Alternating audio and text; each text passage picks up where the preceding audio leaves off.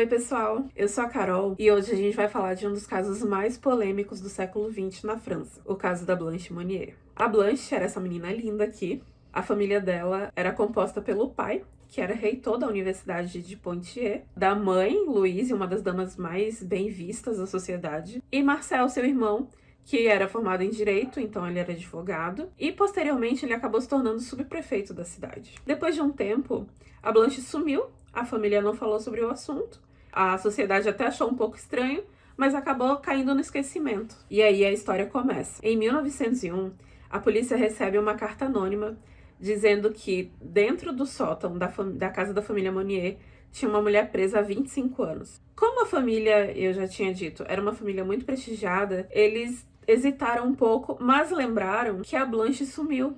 Não se tinha notícia da Blanche. De repente poderia ser ela. Então eles foram na casa da família.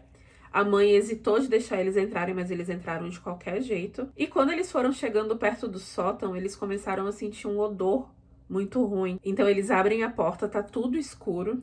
Eles vão até a janela e a cortina da janela estava pesada de tanta poeira. Parecia que ela não tinha sido aberta por muitos anos. Quando eles abriram a cortina, eles tiveram a visão de uma das coisas mais terríveis do mundo. Ele viu um resto de ser humano em cima de uma cama de palha.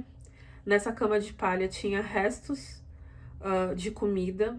Tinha o número 1 e o número 2. Baratas, insetos, vermes. Era uma sujeira absurda. A Blanche, que era quem tava ali, ela tava pesando 25 quilos. 25 quilos. E desses 25 quilos, 2,5 kg era só cabelo. Então, foi uma situação deplorável. Eles mandaram a Blanche pro hospital e a mãe e o irmão foram presos. Chegando no hospital, os enfermeiros deram banho na Blanche. Ela tinha crostas de sujeira na pele. Colocaram ela numa maca limpa e ela expressou um pouco de felicidade. Ela já não conseguia verbalizar mais. Depois de 25 anos presa, ela acabou perdendo a sanidade.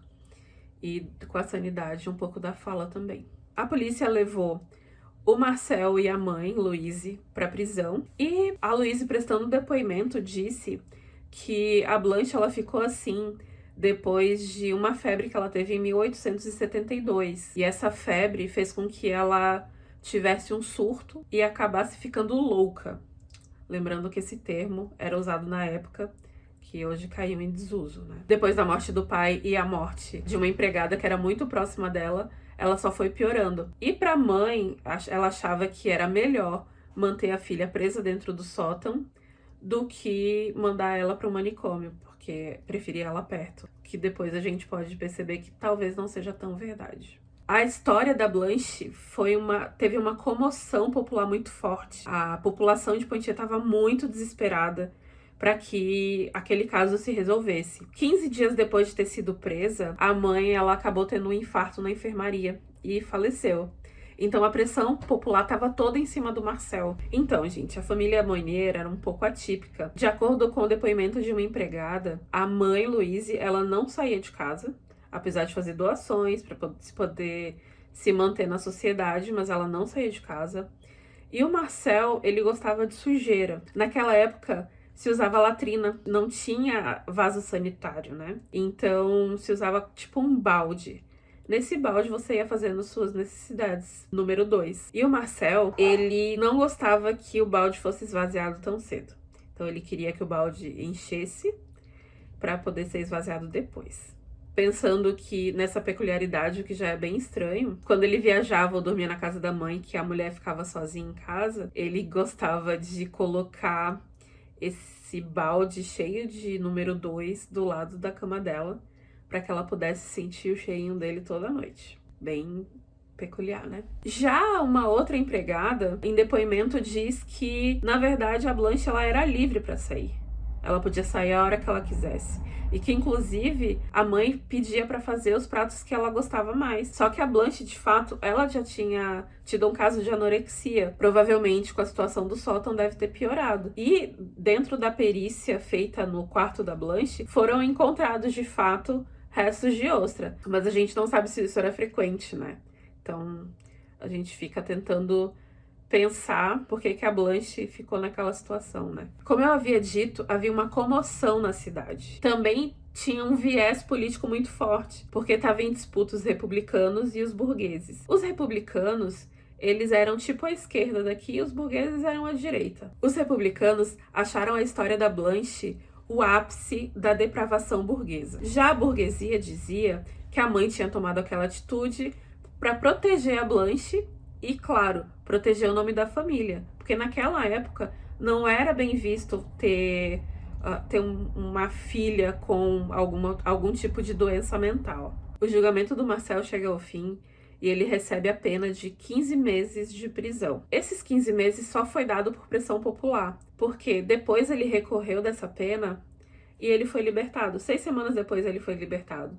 Porque naquela época não existia crime por omissão. Esse crime por omissão só foi existir nas leis da França 30 anos depois. Essas informações que eu tive, esse acesso que eu tive aos depoimentos do julgamento, se deu por causa do Jean-Marie Agostin, que era um professor de direito da Universidade de Poitiers e que fez um livro sobre a verdadeira história de Blanche Monnier. Ele levanta 3 hipóteses.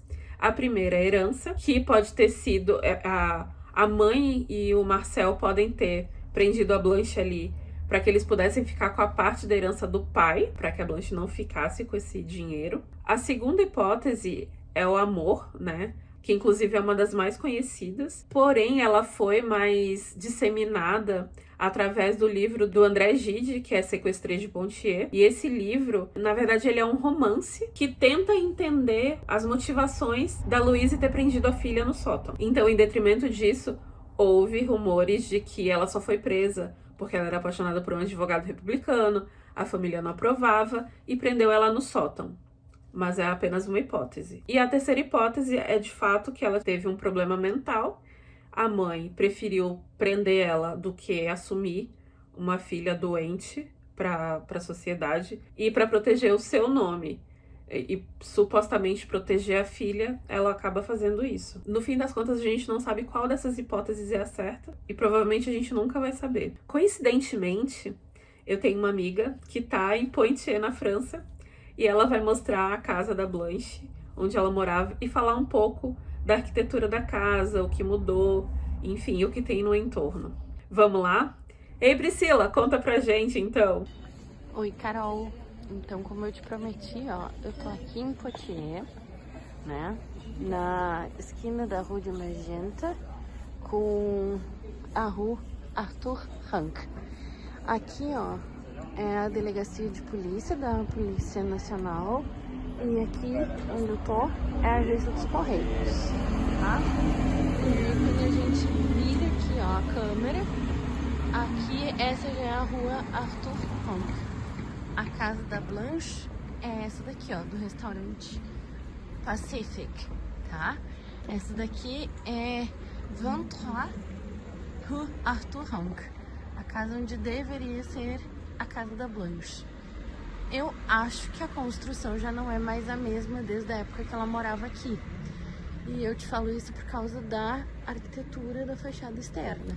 Essa partezinha que a gente tá vendo agora no vídeo, provavelmente ainda tenha algum resquício da época lá que ela morava, em 1900 e pouco. Mas aqui a gente vê que a casa já sofreu uma transformação. Muito embora, tanto aquela parte ali que diz restaurante, que tem essa sacadinha mais moderna, quanto essa daqui, conservem o mesmo número, tá? E assim como no Brasil, as ruas, um lado as casas são pares e no outro lado as casas são ímpares. Só que às vezes tem uma diferença de 2, 3 quadras entre o número que tá de um lado e o número que tá do outro, tá? Por exemplo, ali onde eu moro, eu tô no número 48, só que do outro lado da rua tá no número 15, 16. A Blanche acaba não tendo um final muito feliz, porque ela ter ficado presa 25 anos acabou com a sanidade mental dela. Ela acabou recuperando um pouco da fala, ela dizia algumas coisas que ela gostava, alguns cheiros, alguma comida, mas ela nunca recuperou a sanidade e ela ficou numa casa de repouso até falecer em 1913, aos 64 anos. Coincidentemente, o irmão morreu no mesmo ano. Essa é uma história muito triste. É um cárcere de 25 anos e é um dos cárceres mais bizarros que eu já vi na vida. Eu espero que vocês tenham gostado de saber dessa história. E se vocês gostaram, dá aquele joinha pra dar uma apoiada. Comenta aqui embaixo se vocês querem ouvir o relato de alguma outra pessoa, de algum outro caso que vocês tenham visto. Se você ainda não segue o canal, segue a gente. Vou me despedindo daqui. Um cheiro e até mais!